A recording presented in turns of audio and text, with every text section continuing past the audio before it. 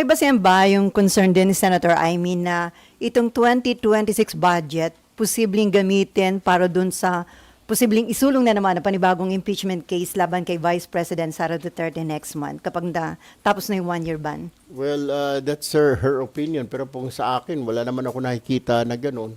So, I don't think so. I don't know, you might want to ask Senator Amy again kung saan niya nakuha yung idea niya na yun, your opinion, o kung saan niya narinig. Mhm. Pero sa tingin niyo, wala naman kayo nakita na inilagay doon na pwedeng gamitin ng administrasyon para maitulak na naman yung impeachment case against the Vice President? Ako as Vice Chair, wala akong nakita na pondo para gamitin to operate against the Vice President for her impeachment.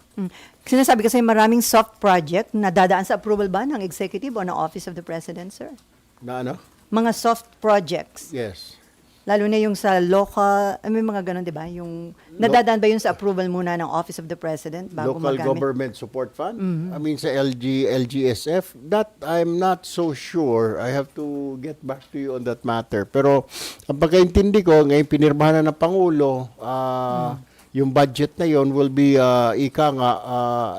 it's there.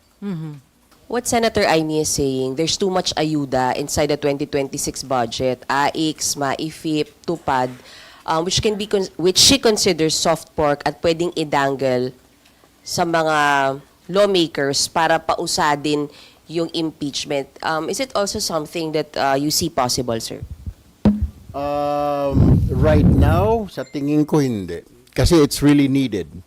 Tinaasan po natin, I agree na taasan po yung AIX po natin because nakita po natin last year na sunod-sunod po yung bagyo.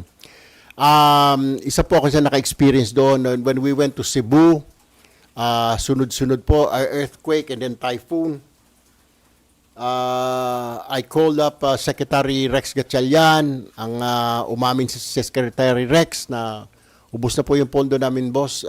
Hihingi muna kami ng emergency fund sa DBM.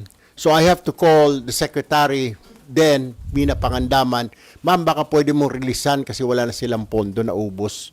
Sabi ko, wala kayong AIX. Sabi ni secretary, sunod-sunod kasi yun, wala. Kaya this time around, we made sure na meron silang enough para doon sa mga mga contingency, kagaya na sunod-sunod ng mga typhoon, earthquake.